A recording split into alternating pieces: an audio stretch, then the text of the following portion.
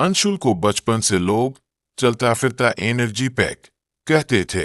वह पढ़ते समय कुर्सी पर चुपचाप बैठने वाला बच्चा नहीं था। वह चलते चलते फार्मूले बोलता, रफ कॉपी में बार बार लिखता, हवा में डायग्राम बनाता और खुद को ही समझाकर पढ़ता। उसकी पढ़ाई एक एक्टिव प्रक्रिया थी। वह स्वभाव से किनेस्थेटिक मोड चाइल्ड था, यानी करके सीखने वाला बच्चा। जब वह 9वीं और 10वीं में था, उसके अंक शानदार आते थे।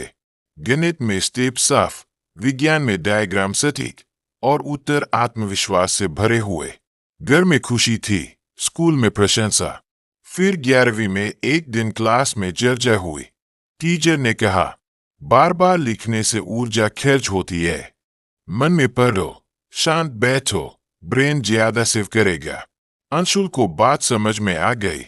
उसे लगा, सही तो है। अगर ऊर्जा बचेगी तो मैं ज्यादा पढ़ पाऊंगा। उसने धीरे धीरे अपना पुराना तरीका छोड़ दिया। अब वह चुपचाप बैठता, किताब खुली रहती, आंखें लाइन पर चलती, पर हाथ स्थिर। न रफ कॉपी, न आवाज में दोहराना, न चलते हुए रिवीजन। बाहर से सब शांत था, पर अंदर कुछ बदल रहा था। कुछ महीनों बाद परिणाम आने लगे।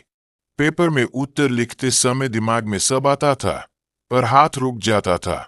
स्टेप्स गड़बड़ा जाते थे, ध्यान जल्दी भटक जाता था।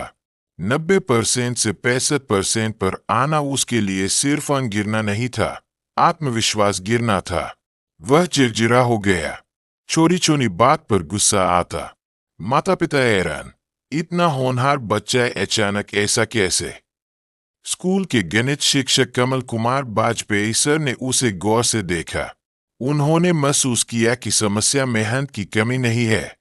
उन्होंने कहा, तुम अपने माता पिता के साथ बीबीएस बीम्स वाराणसी जाओ, वहां तुम्हारी असली समस्या समझ में आएगी। अंशुल और उसके माता पिता वहां पहुंचे। ब्रेन टेस्ट और लर्निंग स्टाइल असेसमेंट हुआ। रिपोर्ट देखकर सब स्पष्ट हो गया। अंशुल का ब्रेन प्रोफाइल साफ बता रहा था, वह एक शुद्ध किनेस्थेटिक लर्नर है। उसका दिमाग तब सक्रिय होता है जब शरीर भी सक्रिय हो। जब वह लिखता है, बोलता है, चलता है, तभी न्यूरल कनेक्शन मजबूत बनते हैं। मन में पढ़ना उसके लिए ऊर्जा बचाना नहीं, ऊर्जा रोक देना था। उसे समझाया गया, तुम्हारी गलती नहीं थी, तुमने अपने प्राकृतिक पैटर्न के खिलाफ पढ़ना शुरू कर दिया था। अंशुल ने उसी दिन फैसला किया।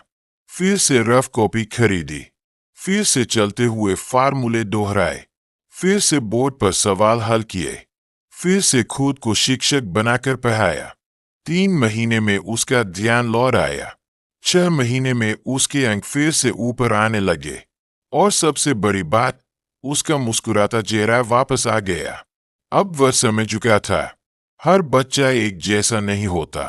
कुछ बच्चे सुनकर सीखते हैं, कुछ देखकर, और कुछ करके। अंशुल कमजोर नहीं था, वह सिर्फ गलत मोड में चला गया था। जब उसने अपना सही मोड वापस पाया, तो उसका जीवन फिर से पटरी पर आ गया।